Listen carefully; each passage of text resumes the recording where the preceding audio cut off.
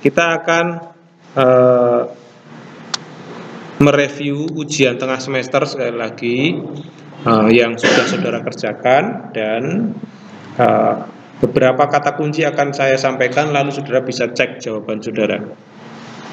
Yang pertama, jelaskan latar belakang sejarah dan sosial yang mempengaruhi keputusan Elimelek untuk pergi ke Moab. Itu ada latar belakang sejarah dan sosial itu terkait dengan kepemimpinan para hakim, ya. Jadi kalau ada penjelasan mengenai kepemimpinan para hakim dan juga situasi kelaparan yang melanda daerah Bethlehem, ya, wilayah Bethlehem, itu yang mempengaruhi keputusan Elimelek untuk pergi ke Moab, ya. Nah, ada dua kata kunci itu. Kepemimpinan para hakim. Apakah kepemimpinan para hakim itu mempengaruhi keputusan Elimelek karena dia tidak setuju dengan hakim? Tidak, ya. Tetapi di masa para hakim itu terjadi kelaparan. Nah, terjadi kelaparan. Nah, itu dia. Jadi tidak bisa berdiri sendiri. Nah, yang kedua, apa yang kita ketahui tentang hubungan antara Israel dan Moab pada zaman itu? Permusuhan, ya. Kata kuncinya itu, apa alasan Naomi memutuskan untuk kembali ke Bethlehem setelah suami dan kedua anaknya meninggal? Yaitu dia mendengar Tuhan mengunjungi, yaitu dia melawat umatnya, mengunjungi umatnya. Oke, nomor 4, ya silakan. Arti nama tokoh dalam kitab ini. Nah, ini dia. Elimelek itu Allah, Hu adalah raja. Kalau Naomi itu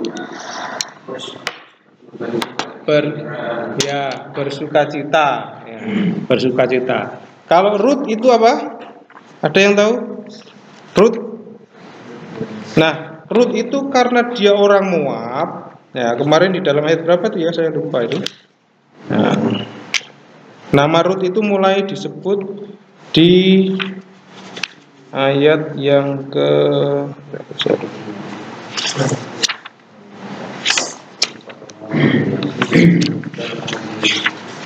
sebentar, saya lupa taruhnya.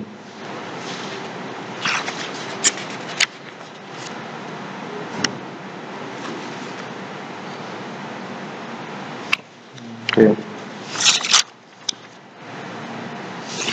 Nah, oke.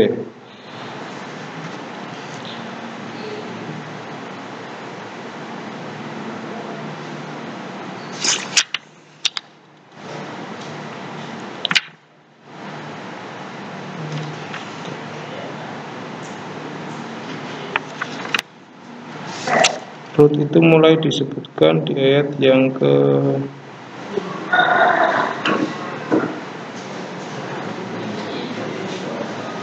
di ayat yang keempat, ya. Ayat yang keempat.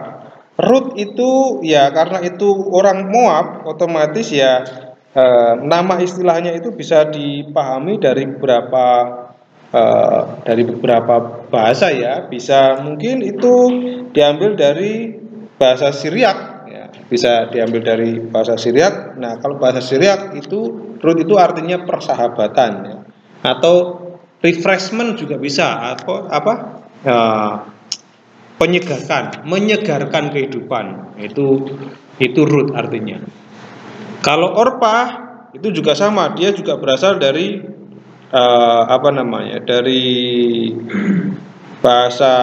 dari orang Moab. Tentu kita juga bisa melihat beberapa penggunaan. Nah, Orpah bisa mungkin dimaknai sebagai tegar tengkuk. Orpah itu kalau di dalam bahasa Ibrani artinya tegar tengkuk. Tapi kalau dalam bahasa Arab, ya, itu urfat, ya. Urfat itu bisa berarti dihiasi, ya, dihiasi dengan apa namanya? Dihiasi dengan ya perhiasan, ya. Bisa juga artinya minyak wangi. Itu dia. Itu kalau orpah. Nah, tetapi pertanyaannya tidak hanya itu, tetapi bagaimana nama tersebut menggambarkan peran dan realitasnya. Nah, tentu kalau Elimelek dia adalah kepala keluarga yang berperan untuk menghidupi keluarganya, ya. Nah, realitasnya mereka harus merantau menjadi lagur, ya, perantauan, merantau. Kemudian Naomi Realitasnya bagaimana? Tidak sesuai dengan namanya ya. Dia mengalami yang namanya kehilangan, ya toh. Nah, tapi perannya apa? Perannya dia menjadi seorang ibu yang mengasihi anak-anaknya, bahkan menantunya. Ruth berperan sebagai orang yang betul-betul setia. Nah, Orpa realistis ya, dia orang yang realistis. Nah, itu dia, itu kenyataannya atau perannya. Oke, ingatlah dialog Naomi dan Ruth dan Orpa ketika dia mendesak mereka untuk kembali ke rumah mereka. Nah, karakter Naomi melalui dialog ini seperti apa? Kita bisa melihat karakter Naomi melalui dialog.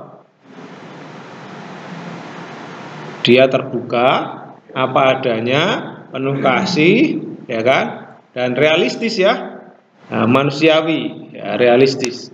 Itu dia, itu karakter Naomi-nya, dan dia sangat berharap kebaikan untuk menantu-menantunya.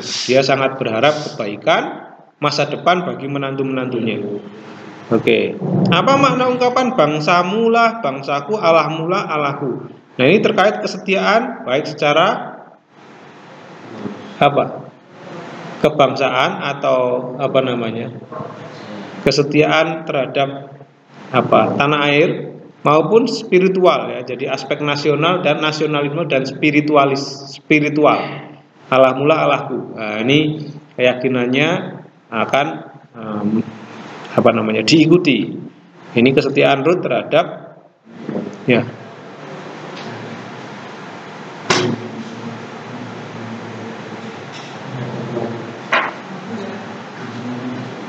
Oke, jadi itulah ya nasionalisme dan spiritual. Nah, jadi dia akan menyatakan kesetiaan terhadap keputusan Ruth untuk keputusan Naomi untuk kembali ke bangsanya dan menyembah Allahnya. Nah, kemudian jelaskan narasi kitab Ruth 1-2 mencerminkan hukum-hukum sosial dan keadilan dalam hukum Taurat. Ada apa saja yang bisa kita lihat? Narasi atau cerita yang mencerminkan hukum sosial dan keadilan dalam hukum Taurat. Oke, pembelakuan terhadap orang asing. Kemudian juga apa? Adanya perkawinan, hukum perkawinan Levirat ya. Nah, itu untuk menjaga status keluarga orang yang ditinggal suami dan istrinya. Suami dan anak laki-lakinya. Lalu kemudian apa lagi? Ada kisah mengenai apa? Hak untuk memungut jelai bagi orang asing, fakir miskin yang janda ya. Nah, ini boleh mengambil jelai. Nah, ini mencerminkan hukum-hukum sosial dan keadilan. Apa tanggung jawab orang penebus menurut hukum sipil Israel dan bagaimana ini terkait dengan situasi Ruth dan Naomi? Nah, ini nanti kita akan perdalam, tapi kita kemarin sudah dikenalkan ya dari pasal 2 itu. Ya, tanggung jawab penebus adalah untuk menjaga garis keturunan atau hak warisan, hak waris orang yang ditinggal oleh suami atau anak laki-lakinya dengan apa? Dengan menjadi suami pengganti, dengan menikahi secara hukum sipil di sana, suami pengganti. Nah, ini dia. Bagaimana Boas menggambarkan kualitas seorang pria yang saleh dalam cara dia melakukan Ruth? Dari pasal 2 sudah kelihatan ya. Nah, dia mulai memberikan apa kemarin itu? Memberikan kesempatan, kebutuhan perlindungan, apalagi? Ya, memberikan jaminan. Jaminan itu. Jaminan, perlindungan, kesempatan untuk mencukupi kebutuhannya. Nah, apa makna simbolik di balik pemberian izin Boas kepada Ruth untuk tinggal di ladangnya dan mengikuti para pekerjanya? Nah, ini yang kemarin itu masih menceritakan kembali. Jadi ini bukan narasinya tapi makna simboliknya. Makna simboliknya itu apa? Kebaikan bagi orang yang tidak layak. Sebenarnya di situ ya. Itu simbol dari adanya kebaikan atau mercy atau hesed bagi yang tidak layak menerima. Ya, kenapa kok Ruth itu disebut orang yang tidak layak menerima? Karena dia adalah orang asing. Bukan hanya orang asing saja, bahkan orang dari Moab yang disebut sebagai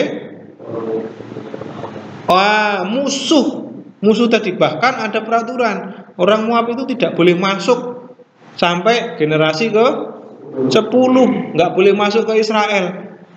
Jadi ini gambaran bahwa sebenarnya Rut itu adalah simbol ketidaklayaan. Simbol ketidaklayaan untuk menjadi penerima kebaikan Boas. Bukan hanya karena dia asing, bukan hanya karena dia miskin, bukan hanya dia janda, tapi karena dia adalah orang Moab yang menurut hukum sipil dia tidak boleh masuk selama 10, termasuk sebagai 10 generasi yang ada di dalam kitab apa itu? Ulangan dan Imamat ya. Nah, itu ada aturan di sana. Nah, itu simbol ketidaklayaan. Nah, tentu ini bermanfaat sekali untuk kita nanti mempelajari tipologi penebusan dalam konteks penebusan Kristus bagi manusia. Ada simbol ketidaklayaan bagi penerima ya. Ya, penerima itu tidak layak. Kenapa kita tidak layak?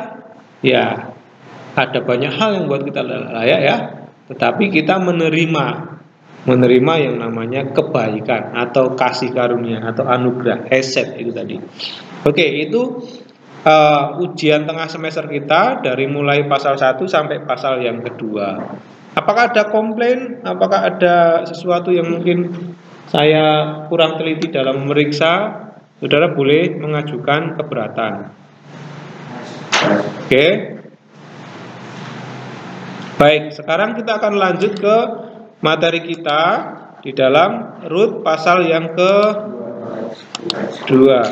Ya. Bentar ya. Oke.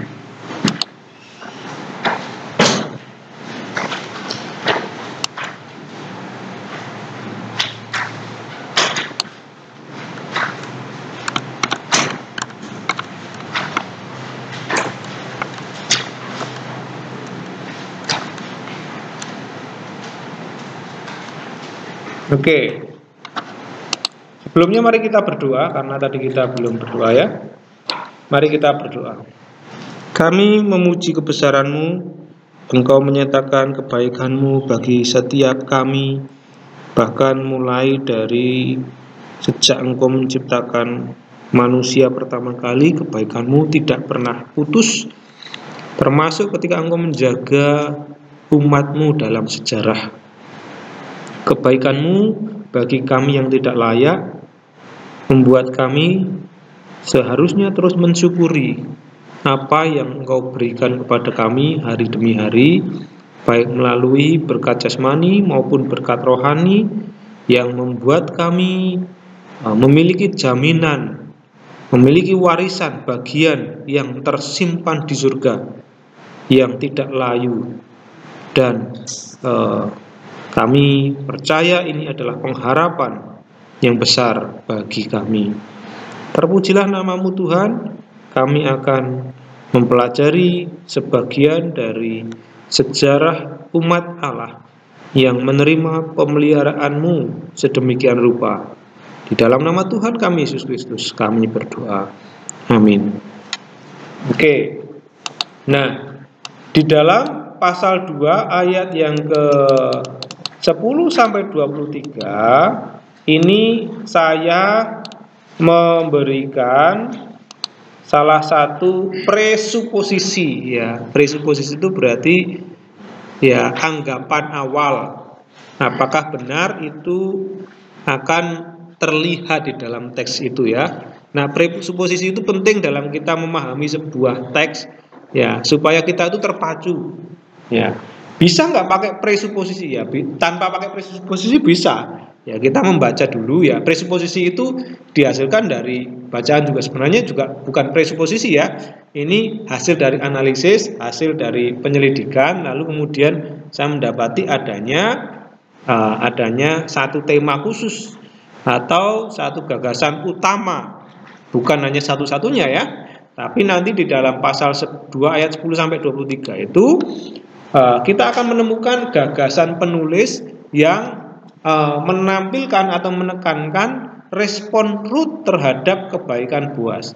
Minggu lalu kita sudah belajar karakteristik Boaz yang jelas terlihat di dalam ayat 4 sampai 9. Ya, ada 5 karakter Boaz, yaitu iman yang kuat, peduli terhadap perhatian terhadap orang lain, penuh penghargaan terhadap kebaikan orang lain, pengayom, pelindung, penuh kasih, dan mungkin satu lagi dia adalah orang yang betul-betul mentaati hukum sipil.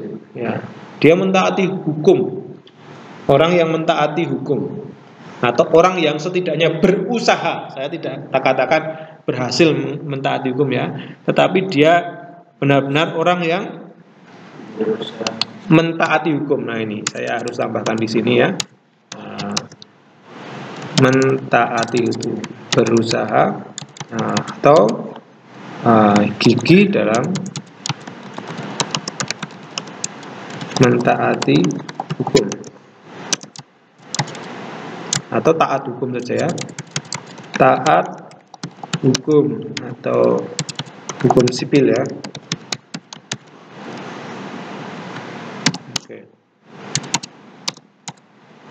Ya, tapi ini akan terlihat nanti di dalam ayat 10 dan seterusnya, nanti akan kita lihat di sana. Mulai dari pasal yang ke-4, nanti kita akan lihat ada indikasi bahwa Boaz pun orang yang taat hukum. Nanti kita perhatikan di situ ayat 10 dan seterusnya. Oke. Nah, karakteristik Boaz tadi tentu mengantarkan kita kepada yang namanya karakteristik seorang penebus ya. Seorang penebus menurut konteks Boaz itu seperti apa? Nah, apakah itu mirip dengan karakteristik penebus dalam konteks Yesus Kristus yang menebus dosa? Ada beberapa hal yang mirip yang bisa dijadikan sebagai sebuah tipologi. Tadi kita menemukan adanya simbol kebaikan bagi yang tidak layak. Nanti kita akan lihat. Ada simbol kebaikan bagi yang tidak layak. Boaz menunjukkan kebaikannya kepada Ruth, orang Moab yang sebenarnya secara hukum tidak boleh masuk selama 10 generasi. Ya, orang Moab itu. Ya, tidak layak, tetapi Boaz dia menjadi simbol, atau tindakan Boaz itu menjadi simbol kebaikan bagi yang tidak layak. Nah, itu dia. Oke. Nah, sekarang kita akan lihat di dalam ayat 10. Kita akan membaca beberapa ayat terlebih dahulu, menerjemahkan, lalu kita akan melihat apakah betul di sana ada gagasan-gagasan yang menuntun kita memahami seperti apa respon Ruth terhadap kebaikan Boaz, atau seperti apa respon orang yang sebenarnya tidak layak untuk menerima kebaikan tadi. Ya, seperti apa dia. Nah, kita lihat di dalam ayat 10. Saya persilakan untuk Pak Weekend mulai membaca.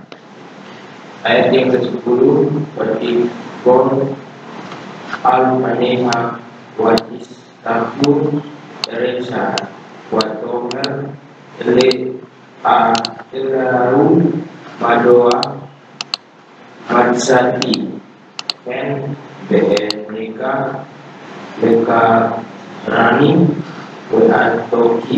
Anoki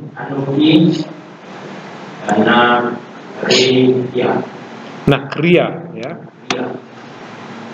Kemudian dia sujud di wajahnya dan membungkuk dirinya ke tanah dan berkata kepadanya, untuk alasan apa saya telah menemukan kebaikan hati di matamu? Untuk Anda mengakui saya karena saya orang asing. Ya. Ya, ini terjemahan literal ya, terjemahan literal. Jadi perhatikan di situ, ini respon pertama. Saudara pikirkan tindakan Ruth, dia sujud di wajahnya, membungkukkan diri ke tanah. Ini respon Ruth pertama. Tidak hanya di situ diam saja, tetapi dia bertanya, untuk alasan apa? Mengapa dia bertanya seperti ini? Karena sesungguhnya dia sadar dia itu nggak layak. Nah, itu dia. Kalau dalam bahasa Indonesia ada yang bawa Alkitab? Iya. Secara dinamis diterjemahkan seperti apa? 2 ayat 10. Lalu sujudlah Ruth menyembah dengan mukanya sampai ke tanah dan berkata kepadanya, mengapakah aku mendapat belas kasihan daripadamu sehingga Tuhan memperhatikan aku, padahal aku ini seorang asing. Oke, di sini ada le itu ya, diterjemahkan sehingga ya, hasil ya, sehingga Tuan atau Anda, sehingga engkau ya mungkin mengakui saya karena saya orang asing ya. Jadi dia tahu dirinya orang asing tidak layak tetapi mendapatkan kebaikan, jadi dia sujud di tanah. Nah, apa ini maknanya? Apa ini maknanya? Oke, ini saya tidak akan membaca tidak akan membaca semua analisis teks ini ya, tetapi ini penting ya. Jadi nanti saudara bisa membaca sendiri. Oke, nomor 11. Silakan dibaca Pak Anco. 11. Wayaan puas wayomen Lah Hegar Huget Ugat Likol Aser Asik Kamote Akare Mor Asok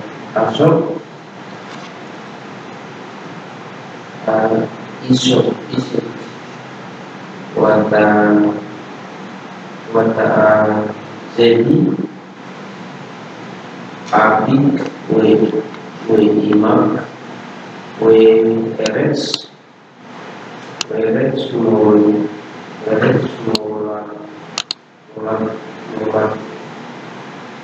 Molate with Vatelki Elam Aser Lo Yadaat Demol Silson. Oke. Temanya dan Boas menjawab dan berkata kepadanya, telah dilaporkan sebelumnya padaku semua yang telah Anda lakukan untuk ibu tua sejak kematian suaminya, bahwa Anda meninggalkan ayahmu dan ibumu dan tanah kelahiranmu dan datang ke orang-orang yang Anda tidak tahu sebelumnya. Oke. Nah, ini jawaban Boas ya. Ini tidak menunjukkan karakter Ruth ya, dalam ayat ini, tapi ini jawaban Boas. Dan saudara bisa pikirkan apakah ini menunjukkan karakteristik Boas di sana. Ya, apakah ini bisa menambahkan informasi mengenai karakteristik Boas yang tadi kita simpulkan di atas? Nah, tetapi yang perlu dipikirkan ini adalah jawaban Boas terhadap pertanyaan mengapa? Apa alasannya? Engkau menunjukkan kebaikan kepadaku. Dan Boas punya alasan. Alasannya adalah apa? Iya. Ada orang yang melaporkan kisah atau cerita mengenai Ruth yang tetap setia mendampingi Naomi dan ikut Naomi sampai ke Bethlehem. Apakah ini tidak menimbulkan pertanyaan, saudara? Ini menimbulkan satu praduga. Apakah kebaikan Boas itu cuma-cuma kalau begitu?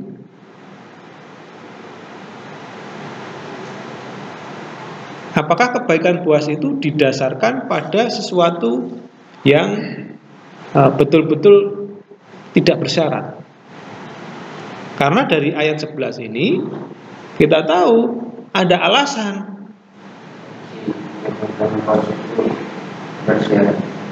Ya, kalau misalnya itu dianggap sebagai kondisi yang menyebabkan Boas menyatakan kebaikan, tentu kita dapat simpulkan, oh berarti kebaikan Boas itu bersyarat atau berkondisi tertentu, kondisional ya, tidak bersyarat, tapi ada satu kondisi yang menyebabkan Boas itu menyatakan hesed atau kebaikan. Yaitu apa? Karena perbuatan Rut. Sekali lagi, apakah betul bahwa kebaikan yang Boas berikan itu didasarkan pada perbuatan Rut yang telah ia dengar sebelumnya? Bisa jadi. Apakah semua setuju? Nah, nanti kita akan coba perhatikan dalam konteks ya, apakah itu memang betul-betul menunjukkan bahwa kondisi itulah yang membuat Boas menyatakan kebaikan. Kalau misalnya Boas tidak pernah mendengarkan atau tidak ada orang yang melaporkan kebaikan terus kepada dia, apakah dia akan menunjukkan kasih atau kebaikan sedikit kepada Rut?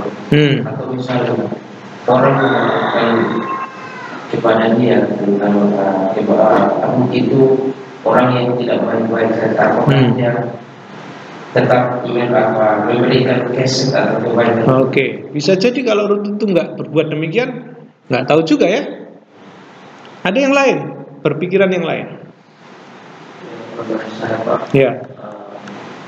Apa yang atas orang itu seperti itu, setiap orang itu melihat dari sudut pandang yang berbeda. Kalau dari saya, kalau seperti itu, kenapa dia ada sebelumnya? Itu kan Boas belum mengenal Rut. Jadi dia bertanya siapakah dia, lalu orang itu berkata dia perempuan asing, dan Boas menunjukkan asing. Tinggallah di sini anakku, tetap bekerja di sini. Kau akan Boas menjamin semua itu, karena hukum sipil. Jadi tidak bisa mengatakan bahwa karena setia kepada seperti cerita yang dilaporkan kepadanya, maka dia merasa kasihan kepada saudara aku melakukan kebaikan kepada orang seperti itu. Kita lihat dari ayat sebelumnya. Betul. Ya, bisa jadi alasan Boas adalah karena dia tahu hukum sipil yang harus dia lakukan kepada Rut yang kembali. Seperti itu ya. Rut yang ikut kembali bersama mertuanya ke tanah kelahirannya, ya kan? Di tempat orang asing bagi Rut ya. Dan dengan cerita itu, Boas merasa orang ini tuh harus dilindungi. Ya, karena dia betul-betul tidak layak. Ya. Kan di situ telah dilaporkan sebenarnya semua yang telah Anda lakukan, engkau lakukan untuk ibu mertuamu sejak kematian suamimu, bahwa engkau meninggalkan ayahmu. Nah, ini kan semuanya adalah menunjukkan sesuatu yang lemah ya. Sesuatu yang layak untuk dikasihani. Dia rela meninggalkan ayahmu, rela meninggalkan ibumu, rela meninggalkan tanah kelahiranmu, dan datang ke orang yang tidak Anda ketahui, tidak kenal. Ini semua adalah fakta bahwa Rut itu adalah orang yang harus dilindungi, orang yang harus diperhatikan, bahkan hukum sipil harus diberlakukan pada Rut itu. Sampai detik itu apakah dia sudah tahu bahwa dia itu seorang Goel? Ya mungkin sudah tahu, mungkin sudah tahu, tapi dia nggak punya pikiran untuk menjadi seorang penebus. Ya belum menjadi seorang penebus sampai nanti Rut mendatangi Boas ya. Nah itu dia. Dia tahu ini adalah keluarga Elimelek, tetapi dia juga menyadari ada keluarga yang lebih dekat, yang layak untuk menjadi penebus. Tapi kita mau lihat juga. Nah, dulu saya sudah pernah menulis ini ya. Laporan orang-orang kepada Boas tentang kisah Naomi dan Rut memang menjadi alasan bagi Boas untuk bertindak. Boas mendengar laporan mengenai keterpurukan yang dialami oleh keluarga Naomi dan Rut, dan ia memahami masa depan serta ketidakberdayaan mereka tanpa suami, tanpa ahli waris. Nah, ini dia. Jadi ini yang disadari oleh Boas ya. Nah, oleh karena itu ketidakberdayaan dan keterpurukan ini menjadi sesuatu yang telah didengar. Jadi penekanannya bukan perbuatan baiknya. Oh, karena Rut itu sudah berbuat baik, setia kepada Naomi, bukan. Tetapi yang ditekankan adalah apa? Ketidakberdayaan dan keterpurukan. Ini dia. Jadi Boas memberikan perhatian khusus kepada Rut dan Naomi bukan karena hubungan keduanya baik atau karena kecantikan Rut. Kita nggak tahu Rut itu seperti apa ya. Nggak disebutkan dia seorang yang cantik, dia seorang yang anggun, enggak. Ya tahu? Hanya disebutkan tindakan-tindakannya. Secara fisik tidak disebut gitu. Jadi ya saya tidak bisa menggambarkan fisik Rut seperti apa ya. Oke, tetapi ini karena kondisi dan penyerahan diri mereka di hadapan Allah. Ya, dari mana kita tahu itu di hadapan Allah? Dari pernyataan Rut terhadap Naomi. Bangsamulah bangsaku, Allahmulah Allahku. Itu makna penyerahan terhadap pemeliharaan Allah. Ini dapat dimaknai sebagai, ya sekali lagi ini tipologi tindakan belas kasihan Allah melalui Yesus Kristus bagi orang yang terpuruk dan menuju kepada kebinasaan. Kalau Rut dan Naomi itu secara masa depan ahli waris, mereka tidak mendapatkan ahli waris sama sekali, kehilangan ahli waris, kesempatan untuk mendapatkan ahli waris. Sama seperti kita juga sebenarnya bukan ahli waris kerajaan surga. Karena kita adalah orang berdosa yang tidak layak. Tetapi 1 Petrus jelas mengatakan, bersukacitalah karena warisan atau bagian yang tersimpan di surga.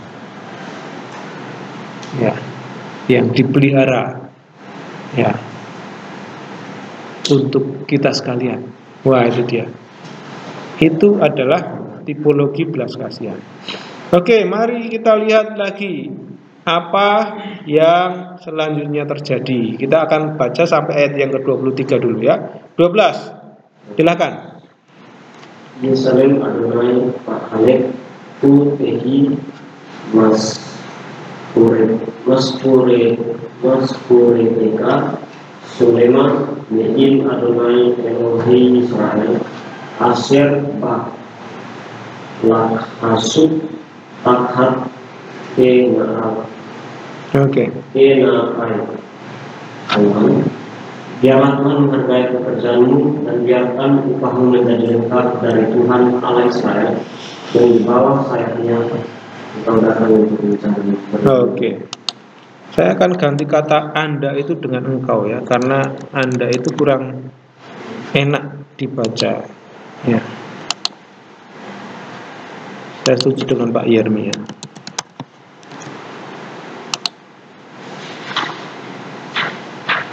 Terlalu formal ya. Oke.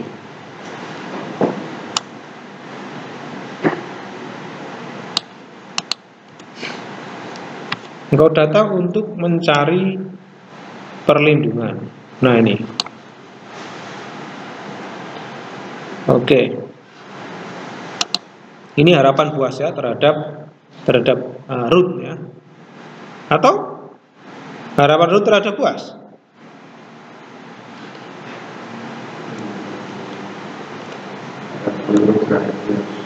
Siapa ini? Harapan Rut terhadap Boas atau harapan Boas terhadap Rut? Ya, kita lihat di sini ya. Pak Alek itu kalau kita lihat akhirannya feminim ya.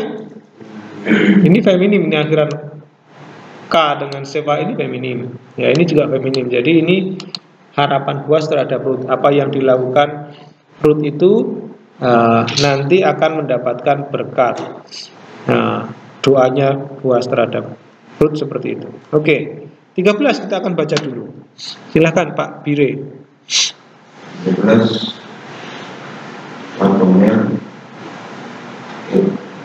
Sa Ken Kita Adonu Ikam Tamu Tani Uki Berata Al We Sin Sitra Kita Wean Loki Lo Ya. Wean Kat Sip Ko Sibkoteka. Oke. Terjemahannya kemudian dia berkata, biarlah aku, saya menemukan kebaikan hati di matamu, Tuhan. Sehingga Anda menunggu dan begitu saja Anda berbicara di hati hamba perempuanmu, tetapi saya mendengar juga salah satu hamba perempuan. Oke. Jadi ada 2 kali aku ya, itu mungkin perlu diganti saja. Saya akan ganti aku di sini. Supaya tidak terlalu kaku ya.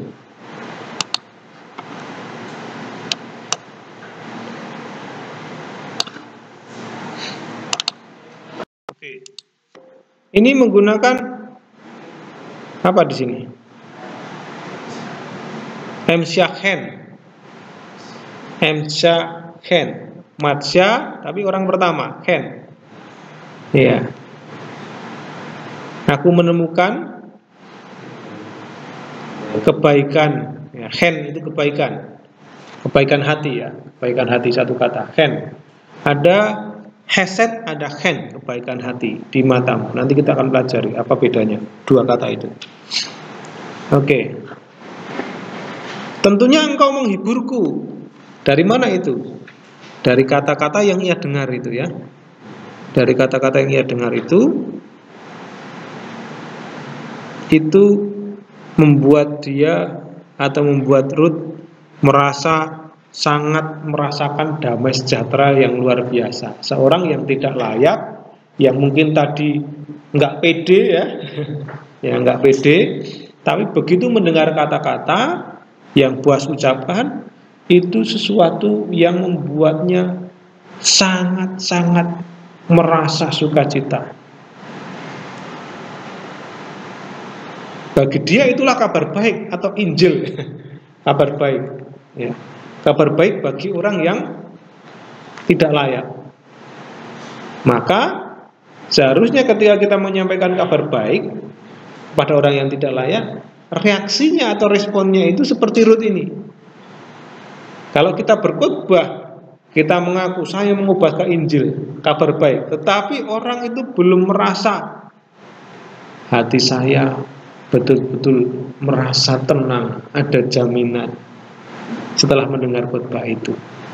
Atau justru malah pulang dengan tengkuk yang makin membungkuk karena terlalu banyak hukum yang baru yang saudara sampaikan tanpa diimbangi dengan Injil yang membuat mereka itu lega, mengalami kelegaan. Ruth mengalami kelegaan setelah mendengar kata-kata yang diucapkan oleh Boas. Nah itu dia. Oke. Kalau ada yang mau bertanya atau interupsi boleh ya langsung. Nanti kita akan lanjut lagi mendalami garis besarnya, tapi kita akan masih membaca lagi ayat 14. Kenapa ada 2:14?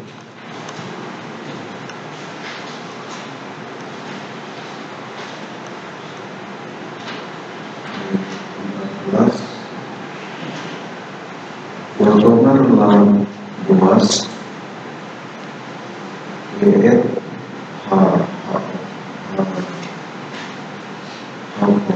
Haukel Gosi Along Gue Akalete Akalt Akal Min Halechem Gue Tablet Mitek Itek Bar Mes Wateset Misal Haposeri Wais Bak lah kali Watokal Watis Bas Watan Pertanyaannya, dan bos berkata kepadanya bahwa makan dekatlah ke sini dan makan roti dan celupkan datamu dalam duka.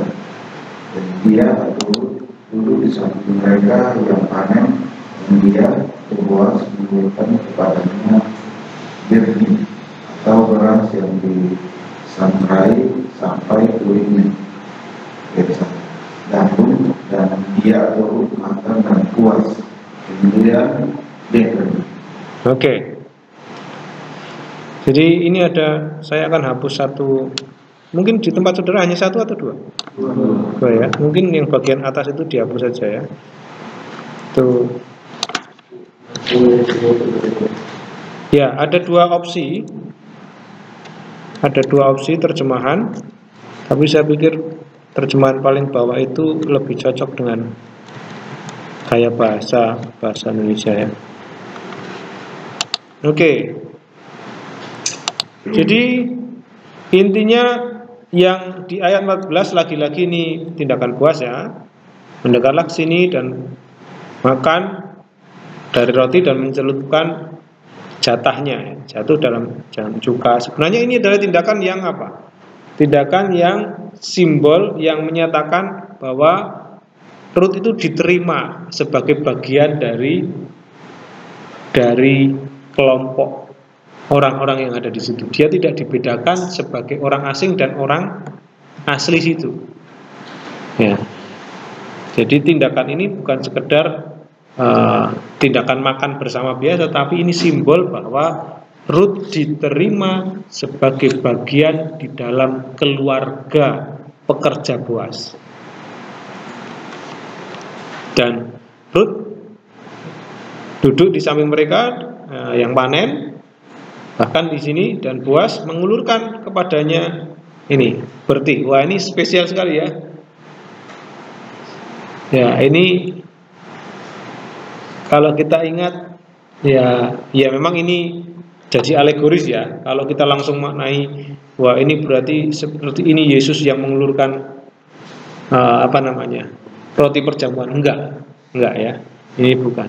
Tetapi ini namanya kebaikan yang menunjukkan bahwa Boas itu betul-betul menaruh perhatian, menerima Rut sebagai orang asing di dalam keluarga mereka. Bahkan dia sendiri langsung mengulurkan makanan bertih ya. Bertih itu beras yang disangrai sampai kulitnya pecah ini. Ini makanan mereka punya. Kalau di NTT mungkin seperti apa ya namanya?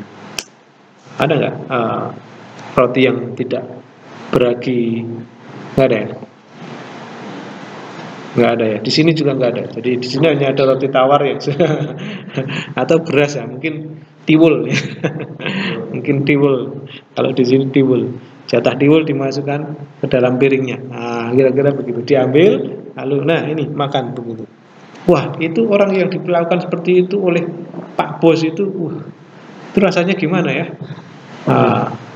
Jadi bayangkan saudara orang asing datang, lalu kemudian Pak Bosnya ngambilkan nasi, diambilkan lalu ditaruh di piring kita. Wah, itu hal sepele, tetapi itu sesuatu yang sangat membuat kita merasa diterima sekali. Itu keramah tamahan yang dilakukan oleh Boaz. Dan Ruth pun makan dan puas. Kemudian Ruth pergi ya, setelah selesai SMP sudah makan, pulang. Ya. Oke, kita lihat ayat 15 dulu. Ayat 15, silakan dibaca Pak Bensu.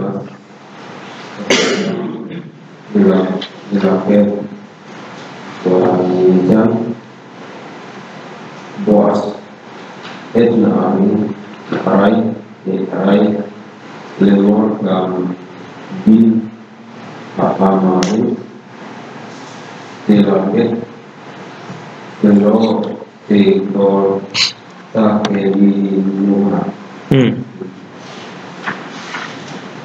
Ya, ketika dia berdiri untuk mengumpulkan jelai ini ya, Boaz memerintahkan bintang-bintangnya dengan mengatakan biarkan dia atau mengumpulkan bahkan di antara berkas-berkas dan kalian tidak boleh. Oke, kita lanjut ayat yang ke-16. Ayat 16. Wekam solda solu lam minhas bati wa betem wekita welu eruba, dan kalian juga akan dengan sengaja menarik keluar paginya dari berkas itu, dan kalian akan meninggalkan penggantung, kemudian dia akan mengumpulkan, dan kalian jangan menegur dia. Kalau kita baca ayat tadi, kita ingat ini ya, Imamat 19 ayat 10, perintahnya apa? Hukum sipilnya apa? Apabila kamu menuai hasil tanahmu, janganlah engkau menuai habis-habisan ladangmu. Jadi jangan bersih-bersih sekali gitu loh. Itu hukum sipilnya. Dan sisa-sisanya jangan kau pungut. Haruslah kau tinggalkan itu untuk orang miskin dan orang asing. Jadi kalau nyabit ya jangan terlalu bersih. Kalaupun ada sisa jangan diambil. Tapi apa yang terjadi? Apa yang dilakukan oleh Boaz tadi? Apakah cukup dengan itu? Iya. Apa maknanya? Tentu Ruth akan mendapatkan apa? Hasil yang lebih banyak, karena tidak sekedar memungut sisa yang tidak bersih tadi, tetapi bujangnya atau pekerjanya itu disuruh untuk apa? Bahkan disuruh untuk narik tuh yang sudah digenggam, tarik sisain gitu loh. Yang sudah digenggam bukan yang jatuh loh ya, tapi yang sudah digenggam, tarik itu, sisain tuh. Nah itu dia. Itu melampaui namanya, melampaui ketetapan hukum sipil yang ada. Wah itu luar biasa. Itu Boaz luar biasa menunjukkan kebaikan kepada Ruth sedemikian rupa. Oke, kita masih baca. Ini beda ya. Kamu akan sengaja ini tadi ya. Kamu akan sengaja menarik keluar, bukan hanya yang jatuh. Dan kalian akan meninggalkan itu ya, supaya dia bisa ambil tadi. Dan jangan menegur dia atau jangan mengganggu. Jangan mengganggu. Oke, itu kebaikan Boaz. Lalu apa respon Ruth? Kita lihat ayat 17. Silakan Pak Angel.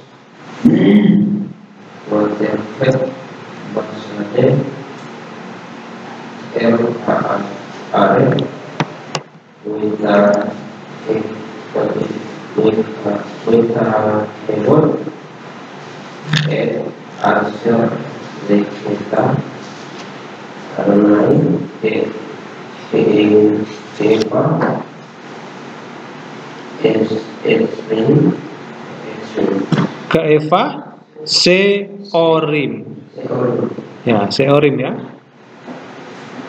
Jadi dia telah mengumpulkan di ladang satu malam, lalu dia menilik apa yang dia sudah mengumpulkan atau yang mengumpulkan, dan porsi atau jumlah itu adalah sekitar seekor lain.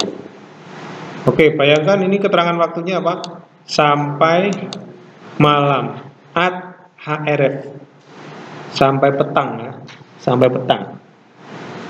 Ya. Lalu apakah kemudian dia berhenti? Enggak. Dia masih mengirik, apa namanya kalau di sini? Nyelep ya. Nyelep. Apa yang sudah dia tumbulkan hasilnya seeva jelai. Oke. 18. Wapisang watako air wehere watere akhir liketa watuse watitel la akhir hotira misal bagaimana. Kemudian dia telah mengangkat atau mengumpulkannya dan pergi di kota, dan ibu mertuanya telah melihat apa yang dia sudah mengumpulkan. Dia turut juga membawa keluar dan memberi kepadanya apa yang tersisa dari itu. Jadi tadi jelas penulis mencatat bahwa Rut itu mengumpulkan tadi apa? Hingga malam hari ya. HRF. Lalu paginya, jadi berarti dari pagi sampai malam itu dia mencari, kemudian habis itu menghancurkan, nyelep ya. Terus mendapatkan 13 kilo atau 1 eva itu 13 kilo kira-kira ya. 13 kilo satu hari. Itu hanya dari memungut jelai itu. Nah, setelah menyelesaikan pekerjaannya di ladang, Rut mengambil 13 kilo tadi ya, pergi kemana? Ke kota. Untuk apa? Ya tentu untuk menjual ya, untuk mencukupi kebutuhan. Nah memang tidak disebutkan berapa jauh jaraknya dari ladang ke kota, tidak disebutkan ya. Tapi kita bisa menyimpulkan bahwa Rut itu orang yang bekerja keras, sudah mendapatkan kebaikan, dan dia meresponinya itu dengan perbuatan yang betul-betul dedikatif. Saya bilang begitu ya, dedikatif, all out. Bukan karena sudah mendapatkan kebaikan lalu kerjanya semaunya. Wah ini si bos sudah tertarik nih sama saya ini. Nah tenang, saya nanti bisa mendapatkan seenaknya saja. Enggak. Tapi dia adalah orang yang bekerja keras. Dan Naomi melihat apa yang Rut telah kumpulkan. Hal ini menandakan bahwa Rut dan Naomi tinggal di kota dan ladang Boas itu di luar kota. Kalau kita perhatikan dari kota masuk, jadi ladang Boas itu ada di luar ya. Ladang Boas itu ada di luar kota, sementara Naomi dan Rut tinggalnya di kota. Nah itu hal biasa ya, biasanya ladang itu ada di luar kota. Nah jadi kalau saya sendiri menjelaskan bahwa atau mengomentari ya, bahwa bagian ini menjelaskan bahwa tanpa kebaikan dari Boas yang telah memberikan berkat pemberian khusus tadi. Nah saya bilang pemberian khusus kenapa? Karena sudah diberikan jaminan, sudah diberikan kenyamanan, bahkan masih diberikan apa?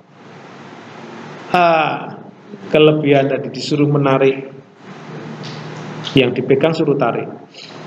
Nah, tanpa itu maka akan sangat mungkin bagi kedua orang itu mengalami kelaparan, karena orang asing ya, dan ketidakberdayaan menghadapi situasi mereka. Jadi narasi ini tidak sekedar menjelaskan kedekatan hubungan antara Rut dengan Naomi, tetapi justru memberikan bukti bahwa kebaikan hati Boas bermanfaat untuk kedua orang itu.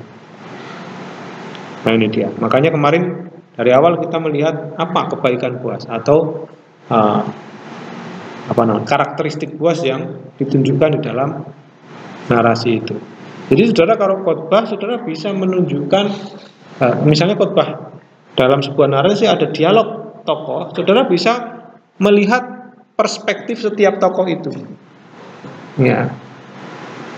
Contoh kalau di sini melibatkan Boaz dengan Naomi, saudara bisa memilih, Boaz dengan Ruth ya. Saudara bisa melihat karakteristik Boaz seperti apa, karakteristik Ruth seperti apa, lalu dialognya itu tentang apa. Nah itu, dari situ saudara bisa mengembangkan ide khotbah, apa pelajaran yang saudara dapat dari karakteristik tadi. Bukan untuk mencontoh karakteristiknya, bukan itu saja ya, tetapi sebenarnya apa yang ingin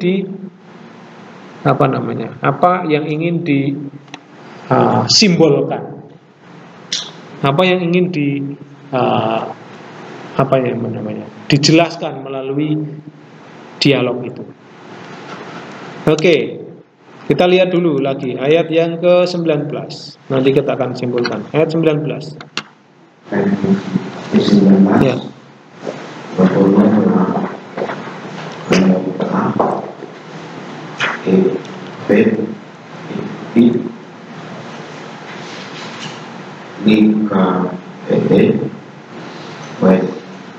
Ayom Paana Aset Asin Ini Ma Inuke Baruke Wataye Berhamo Aser Asta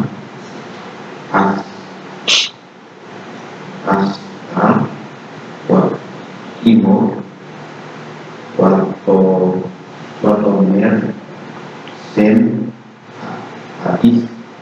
ais asar aseti siti imo ayom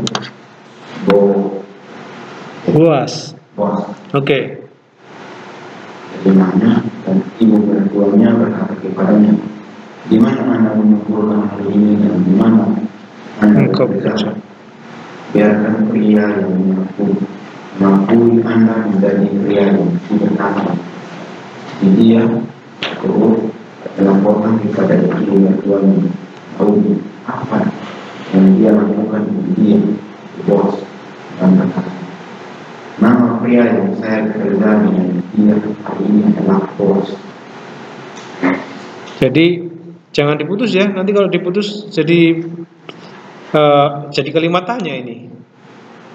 Jadi dia melaporkan kepada ibu mertuanya apa yang dia lakukan dengannya. Ya begitu, bukan apa yang dilakukan dengan dia. Nah, kalau itu kalimat tanya. Ya itu kalimat tanya. Jadi Ruth melaporkan kepada ibu mertuanya, nah ini ya, apa yang dia lakukan Imo bersamanya ya, bersama Boaz ya, bersama Boaz. Dan dia berkata, nama pria, nama orang laki-laki yang aku bekerja dengan dia hari ini adalah Boaz. Nah berarti Naomi dan Ruth itu belum tahu tentang identitas Boaz sebagai Goel ya. Atau ketika Ruth pertama kali datang ke ladang, dia tidak dengan sengaja menuju ke ladang Boaz, dan dia tidak sengaja mencari ladang yang merupakan milik Goel, milik penebusnya, bukan. Tapi dia secara acak, mari kita lihat. Dia acak. Nah, perhatikan di ayat 19 itu, kenapa Naomi bertanya, di mana engkau mengumpulkan hari ini dan di mana engkau bekerja? Kenapa? Kenapa dia bertanya seperti itu?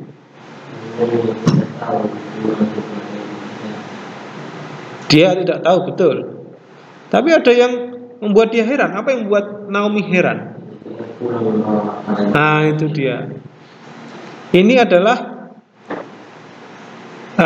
ekspresi keheranan Naomi karena Ruth datang membawa hasil sebanyak itu. Berarti itu hasil yang tidak wajar yang didapatkan oleh seorang yang memungut jelai. 13 kilo itu suatu hasil yang di luar kewajaran. Nah, karena hasilnya itu betul-betul melimpah, Naomi kaget. Ya. Dan dia mengatakan, biarlah orang yang mengakuimu. Mengakuimu itu artinya apa? Yang memberi kesempatan kepada seorang janda menurut hukum sipil tadi. Ya. Bukan yang naksir kamu, bukan. Ya. Kadang-kadang kita langsung berpikir ke sana ya. Wah, ini orang ini ada sesuatu, langsung begitu. Tetapi ini tidak. Ini adalah betul-betul orang yang mengakui status, ya, status Ruth sebagai orang asing yang harus dilindungi. Itu dia. Lalu Ruth menjawab Naomi, ibu mertuanya, kepada siapa ia bekerja, yaitu kepada Boaz. Nah, dari situ baru nanti kita tahu apa yang dilakukan oleh Naomi selanjutnya. Nah, ini dia ayat 20, kita lihat lagi.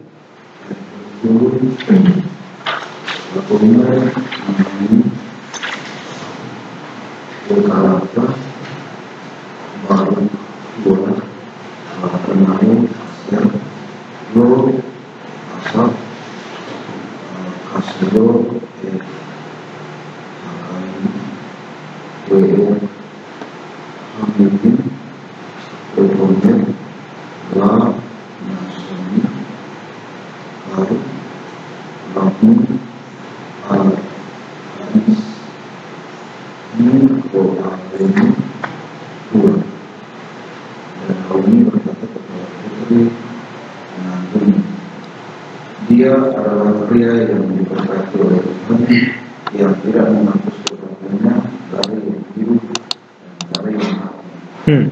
Naomi juga mengatakan kepadanya, pria itu dekat dengan kita, dia dari para laki-laki yang mengurus kita. Migo alenu. Nah, ini kata goel itu dikenalkan di sini.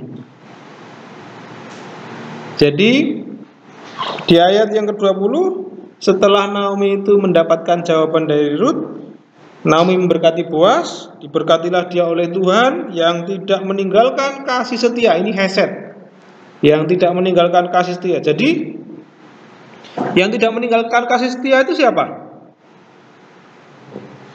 Boaz atau Tuhan? Tuhan, ya. Tuhan yang tidak meninggalkan. Ini La Adonai Asher Lo Azab Hasdo. Ini satu. Tuhan, siapa Tuhan? Atau Yahweh itu Tuhan yang tidak pernah meninggalkan hesed. Nah, ini merupakan satu titik balik spiritualitas Naomi, saya bilang begitu ya. Semula dia mengatakan kepada orang-orang yang ada di Bethlehem, jangan panggil aku Naomi, panggil aku Mara, karena kepahitan itu Tuhan memberikan rasa pahit yang amat sangat kepadaku. Nah, di sini dia mengatakan diberkatilah dia, ya kan, oleh Tuhan yang tidak pernah meninggalkan kebaikannya, hesetnya. Berarti dia sudah mengalami yang namanya pemulihan kesadaran. Saya bilang gitu ya. Kesadaran imannya itu sudah bertumbuh kembali. Ya. Kalau di awal-awal kita tahu imannya itu apa? Saya bilang lemah. Betul ya, imannya lemah. Karena apa? Karena situasi kematian, kehilangan orang yang dicintai, situasi yang ada di sekitarnya, orang-orang yang dicintai meninggalkannya, membuat imannya lemah. Bahkan iman yang lemah itu terekspresi dengan ungkapan, jangan panggil aku Naomi, panggil aku Mara. Tapi disitulah imannya kembali bertumbuh dan terlihat adanya satu pengakuan Tuhan yang tidak pernah meninggalkan kebaikannya. Lewat siapa? Melalui berkat yang diberikan kepada Naomi melalui Boaz. Ini dia. Nah, lalu di situ tidak menghapus kebaikannya dari yang hidup dan dari yang mati. Ini maksudnya apa nih?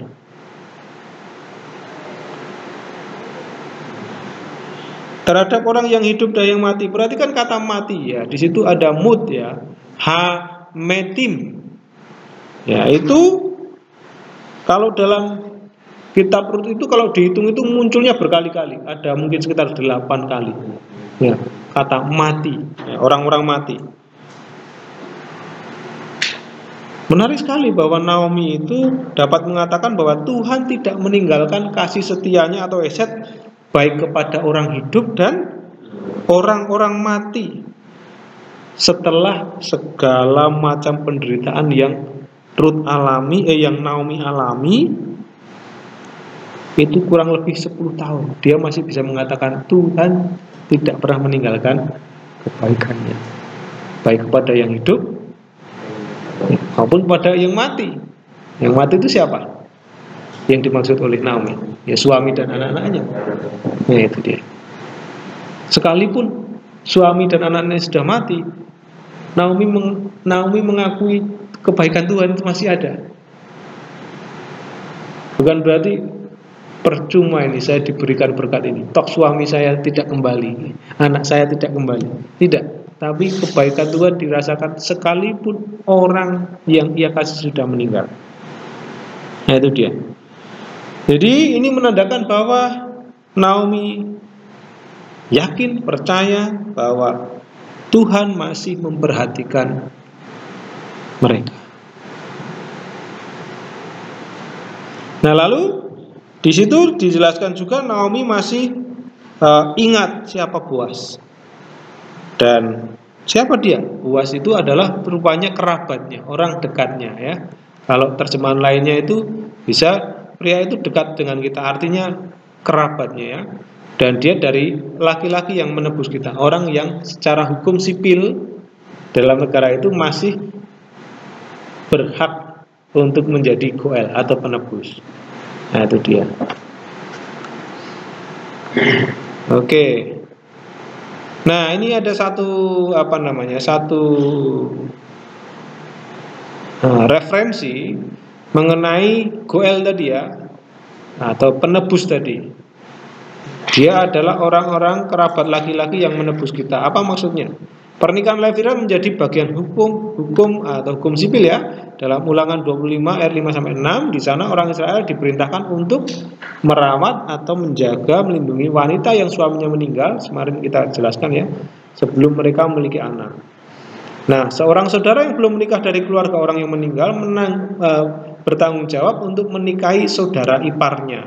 Allah menyebutnya tugas seorang saudara ipar. Nah ini dia, tugas seorang saudara ipar. Oke, tujuan Allah bagi pernikahan Levirat apa?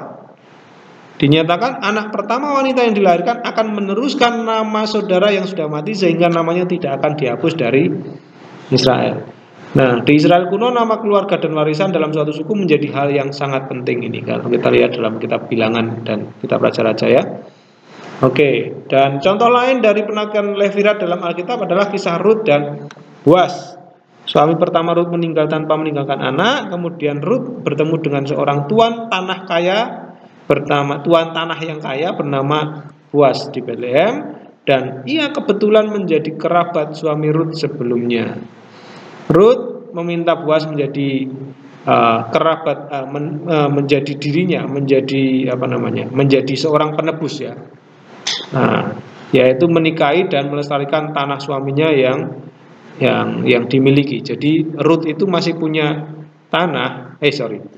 Naomi itu dari keluarga Elimelek itu masih punya tanah, tapi akan terancam hilang kalau mereka tidak punya penerus ya, tidak punya penerus.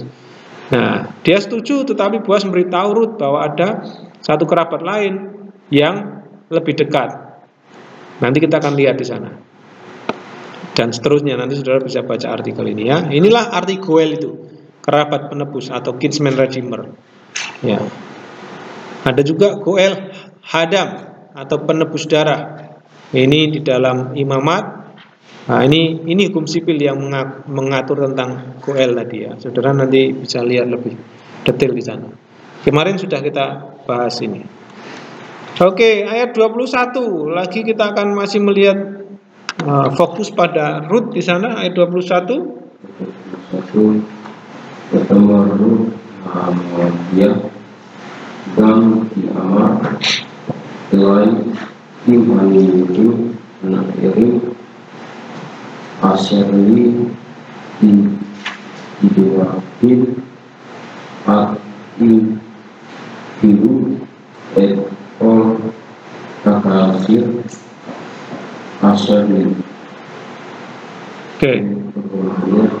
Kemudian perempuan luar berkata, dia bahkan mengatakan kepada saya dengan bincang-bincang dan bekerja untuk saya, engkau boleh terus bersama ternyata dengan sampai saat mereka telah menyelesaikan semua panen yang milik saya miliki, semua panen yang milik saya. Ya, oke, yang saya punya.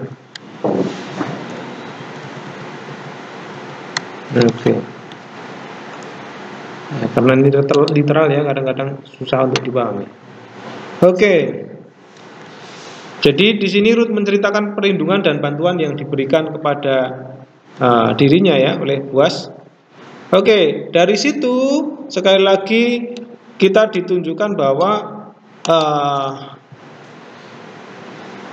Rut mendapatkan kebaikan dari Boas semata-mata karena Rut adalah orang asing. Tidak ada indikasi Boas itu jatuh cinta karena fisik. Jangan pernah berpikir bahwa Boas itu naksir kepada seorang perempuan asing, ya. Apakah dia cantik saya tidak tahu. Ya, tapi tidak ada indikasi ke sana. Jadi Boas sama sekali bukan tipikal orang yang yang genit ya, yang genit. Tapi dia adalah orang yang taat kepada hukum sipil. Oke, ayat 22 kita akan baca dulu. Ayat 22. Wakomer Naomi Elrod Alata Di kita seri Kim na Karota Tau Welo Biketu Be Besade Akan. Dan Naomi berkata kepada Rut, putri menantunya, baik putriku, tetaplah pergi dengan hamba-hamba perempuannya, supaya teparakunya tidak menyentuhmu di ladang lain. Oke, ini nasihat Rut ya, supaya dekat dengan pembantu wanita, bukan supaya lebih mendekati Boas. Ya, Boas kayaknya udah ada rasa nih sama besok deketin lagi ya Boas ya. Nah besok kesana lagi. Dandan yang cantik juga, jangan lupa itu bersolek pakai make up, lalu dekat-dekat itu dengan Pak Boas. Tapi nasihatnya apa? Supaya dia dekat dengan pembantu wanita untuk keamanannya. Jadi pekerja wanitanya, ya, bukan TP tebar pesona di depan Boas. Ya. Tidak seperti itu. Oke, terakhir 23. Wajib dewa dengan hari was dengan development develop kids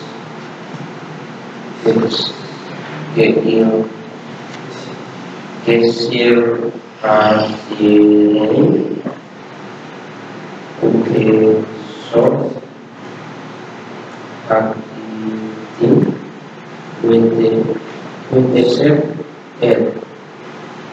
kalau Oke. semuanya, jadi dia tetap dekat dengan pengalaman luas untuk mengumpulkan sampainya kesehatan kalian terkait dan kebanyakan dan dia tinggal dengan tuan. Oke, sekalipun mendapatkan kebaikan, perhatian lebih, ya, tetapi dia tetap dekat dengan pekerja perempuan, ya. Dan penulis menutup sikap Ruth tadi itu dengan mengikuti nasihat dari Naomi.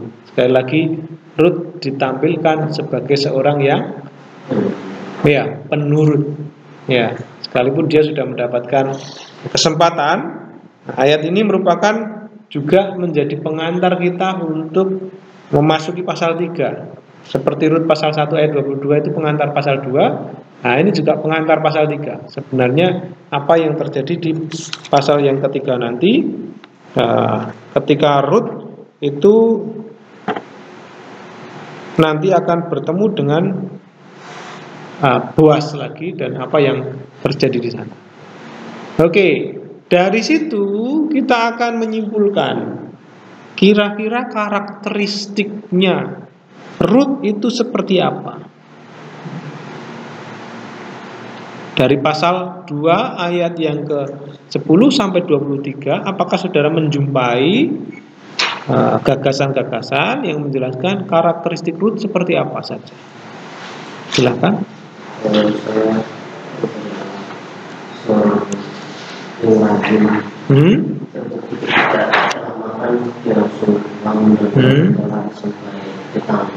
Betul. yang kedua, seperti ayat ini, ayat 22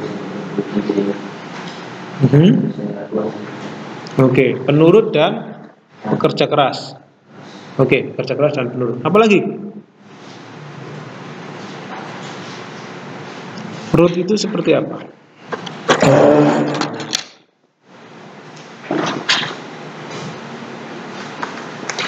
Pekerja keras, penurut, karakteristiknya setia. Setia dalam hal apa nih? Dalam konteks ayat 10 sampai ayat 22 khususnya. Apa yang dikatakan Oke, masuk penurut ya. Berani. Oke, dari mana ini? Berani kata berani ini. Saat dia berbicara sama mertuanya, saat dia diserang ke mana, sebenarnya kalau tidak berani pasti dia tidak bisa. Oke, dia berani pergi ke ladang sendiri ya. Oke. Ada lagi?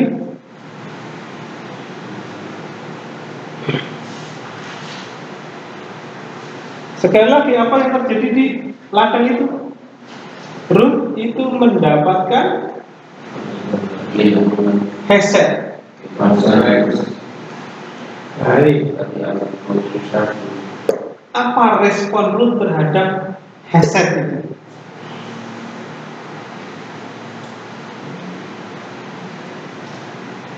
Respon Rut terhadap kebaikan Boaz, saya tuliskan.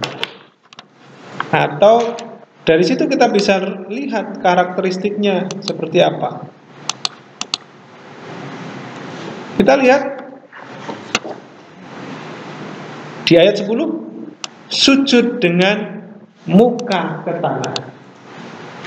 Apa wujud tindakan ini? Ya, ini penghormatan dan rasa terkejutnya.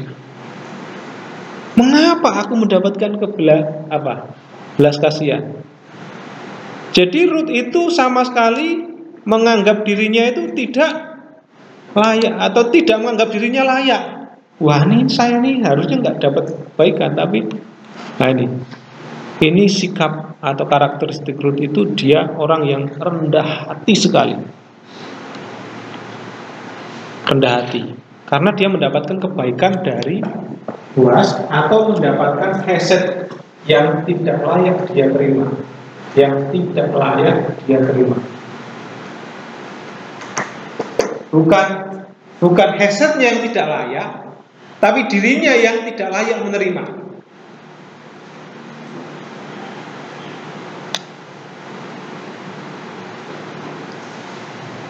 Ini dia.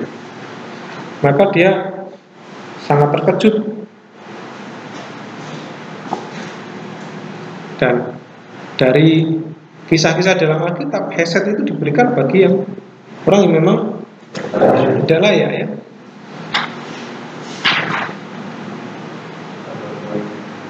Oke, gimana Pak? Lanjut. Iya. Jadi dia merasa, waduh kok saya dapat gini, ini luar biasa. Maka kemurahan hati itu ditunjukkan dengan kerendahan hati. Nah, sama ini simbol kita sebagai orang yang sebenarnya tidak layak tapi mendapatkan kebaikan. Maka semestinya kita adalah orang-orang yang terus rendah hati. Sekalipun kita itu diberkati dengan banyak hal ya, tapi sesungguhnya berkat-berkat itu berkat yang sesungguhnya tidak layak kita terima. Bukan, kita itu tidak layak menerima berkat itu. Nah, maka tidak ada alasan untuk kita itu menyombongkan diri sekalipun kita memiliki banyak hal. Dan juga Ruth itu meresponi dengan rasa syukur yang sangat besar. Perhatikan di situ. Dia berterima kasih kepada Boaz dan mengakui bahwa tindakannya telah memberikan kenyamanan dan dorongan bagi dirinya. Dia mengatakan, biarlah kiranya aku mendapatkan kasih karunia di hadapanku Tuanku, sebab engkau telah menghibur aku dan telah berkata ramah kepada hambamu ini. Kira-kira begitu kalau diterjemahkan di dalam bahasa yang lebih mudah dipahami dalam bahasa Indonesia ya. Meskipun aku tidak sama seperti salah seorang dari hamba-hambamu ya, dia orang Moab ya. Jadi rasa syukurnya itu ditunjukkan dengan mengapresiasi, memuji Boaz. Ya, kalau kita menerima sesuatu yang besar, kebaikan yang tak terkira, maka seharusnya kita juga sama seperti Ruth, mensyukuri, mengapresiasi. Ya, bukan menganggapnya sebagai sesuatu yang biasa-biasa saja. Berkat Tuhan itu sesuatu yang luar biasa. Tadi juga ya, taat dan patuh kita lihat.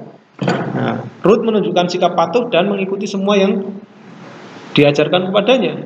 Dia tetap bekerja di ladang Boaz, dia mengujelai sesuai dengan arahan Boaz ya. Dan ini menunjukkan bahwa Ruth menghormati kebaikan Boaz dan meresponnya dengan mengikuti apa yang telah diperintahkan kepadanya. Ini tipikalnya kalau kita sudah dapat berkat, sudah dapat kebaikan, heset, hasil karunia, hidup kita itu dipenuhi dengan tanggung jawab. Bukan malah menyepelekan kasih karunia, bukan malah menyalahgunakan kasih karunia. Itu namanya jadi hyper grace, saudara. Hyper grace itu menganggap bahwa karena kasih karunia Tuhan sudah sangat besar, aku bisa hidup seenaknya. Itu bahaya sekali. Aku bisa berkali-kali jatuh dalam dosa, toh nanti juga diampuni. Itu namanya menyalahgunakan kasih karunia. Tidak perlu yang namanya pertobatan. Toh sudah diampuni dari sejak dulu sampai seterusnya sudah selesai itu. Jadi hidupku mau seperti apapun tetap diampuni. Itu namanya hyper grace, menyalahgunakan kasih karunia. Hyper ya, sebenarnya grace itu sudah hyper memang ya, tapi menjadi disalahgunakan dan akhirnya istilahnya jadi negatif. Grace itu jadi negatif ya, akhirnya disalahgunakan. Oke. Lalu ada penghargaan. Bukan hanya patuh dan taat, tapi ada penghargaan. Responnya dia memberikan penghargaan. Ruth tidak menganggap kebaikan Boaz sebagai sesuatu yang biasa atau sebagai haknya. Oh, ini kan saya Moab, saya orang asing. You harus kasih saya hak. Ya, karena menurut hukum sipil ini loh, saya itu menuntut hak saya. Wah, itu dia. Ada orang yang menyombongkan diri dalam ketidakberdayaan. Sudah miskin, sombong lagi. Ada nggak seperti itu?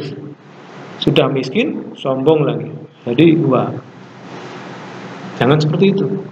Nah, dia mengakui bahwa Boas telah melakukan lebih dari apa yang diwajibkan oleh hukum sipil, ya, dengan memberikan perhatian dan memperlakukannya dengan baik, meskipun dia adalah seorang asing. Jadi penghargaannya terhadap tindakan Boas menunjukkan sikap yang penuh hormat, respek terhadap kemurahan hati yang dia terima. Itu responnya dari Ruth, tidak menganggapnya sebagai hak, tetapi wah, ini luar biasa, yang saya terima itu lebih dari apa yang seharusnya saya terima. Dan dia tetap setia. Tadi dia tetap bekerja di ladang Boas, dia sampai selesai, ya, memungut jelai dari gandum. Kesetiaannya untuk terus bekerja di ladang Boas menunjukkan bahwa dia tidak hanya merasa berterima kasih, tapi juga menghargai tempat di mana dia diterima dan diperlakukan dengan baik. Nah, ini dia. Itulah respon Ruth, ya. Karakteristik Ruth ditunjukkan dengan respon yang dia dia tunjukkan kepada Boas dan juga kepada Naomi. Mungkin ada tambahan dari saudara-saudara yang mungkin tidak saya tulis atau belum saya tulis di sini. Masih ada 2 menit waktu kita. Tambahan yang saudara dapati dari narasi itu, ya, silakan Pak Yarmi. Sebenarnya pertanyaan ini dari kemarin. Iya. Itu nggak pas. Jadi pertanyaan saya tetap, sebelumnya kita kan melihat kalau ada pekerja-pekerja dalam kelas itu ditulis dalam bahasa Ibrani, itu bukan itu. Pekerja-pekerja itu ditulis dalam bahasa Ibrani itu bukan Nah, pertanyaan saya, mengapa dalam kitab Ruth ini Petrus tidak menggunakan kata hamba pada para pekerja Boas? Bukan menggunakan kata tapi tidak menggunakan kata ebed, pelayan, ya. Iya. Jelas konsepnya lain, ebed dengan naar, ya. Naar adalah orang yang memiliki hak atas apa yang dia dapatkan. Tapi kalau ebed, yang namanya hamba, dia tidak punya hak sekalipun dia sudah bekerja. Nah, ini. Jadi penekanan kata naar itu berbeda dengan ebed. Kalau naar ya seperti karyawan, ya. Apa yang dia dapatkan, dia mendapatkan upah. Kalau ebed ya tergantung tuannya, ya. Tergantung tuannya mau kasih atau tidak, itu tidak ada tuntutan dari seorang ebed, ya, pelayan. Ya, karena pelayan itu sepenuhnya adalah milik tuannya. Ya. Tapi ya sekali lagi, sekalipun ebed, ya, atau pelayan, ada hukum-hukum sipil yang mengatur itu. Orang Israel ketika dia memiliki seorang hamba atau pelayan, dia tetap akan memperlakukan pelayan atau hambanya itu sesuai dengan hukum sipil. Nah, dari sini juga kita tahu bahwa hukum sipil itu begitu luar biasa. Selama ini kita hanya merasa hukum sipil hanya untuk kebaikan sebuah bangsa, hanya untuk mengatur ketertiban sebuah bangsa. Tetapi dari narasi kitab Ruth kita tahu bahwa hukum sipil sekalipun bisa digunakan sebagai sarana pemeliharaan Allah terhadap umatnya. Ini yang menarik. Tanpa hukum sipil tidak ada perkawinan levirat, tidak ada pemeliharaan bagi orang asing. Kita tidak tahu apa yang terjadi dengan keluarga Naomi dan Ruth tanpa hukum sipil yang berlaku di situ. Ya, memang Tuhan bisa memelihara dengan cara yang lain, ya. Tetapi di situ kita tahu hukum sipil pun dapat dipakai oleh Tuhan sebagai sarana untuk memelihara keberlangsungan umat Allah, bahkan secara khusus menjaga garis keturunan mesianik, menjaga rencana keselamatan Allah itu tetap berjalan. Nah, tentu kita menjadi bersyukur, ya, karena kita juga punya hukum sipil yang dibuat oleh pemerintah, dan tentu sebagai warga negara kita dinasihatkan oleh firman Tuhan juga untuk menghormati pemerintah yang ada. Nah, itu dia. Supaya di dalam surat Paulus dituliskan supaya hidup kita itu bermartabat. Kita bisa menjadi berkat bagi orang-orang di sekitar kita. Oke. Demikian saudara-saudara apa yang kita pelajari dari kisah Rut pasal 2 ayat 10 sampai 23, dan kita bisa akan masuk ke dalam ayat yang ke-20 pasal 3 ya. Pasal 3 dan silakan saudara mungkin membaca terlebih dahulu supaya kita lebih cepat di dalam menganalisa dan saudara lebih aktif dalam berinteraksi untuk melihat apa yang terjadi di dalam pasal 3 sampai pasal 4 sebagai tindak lanjut dari kisah tipologi penebusan. Oke, selamat pagi, Tuhan berkati.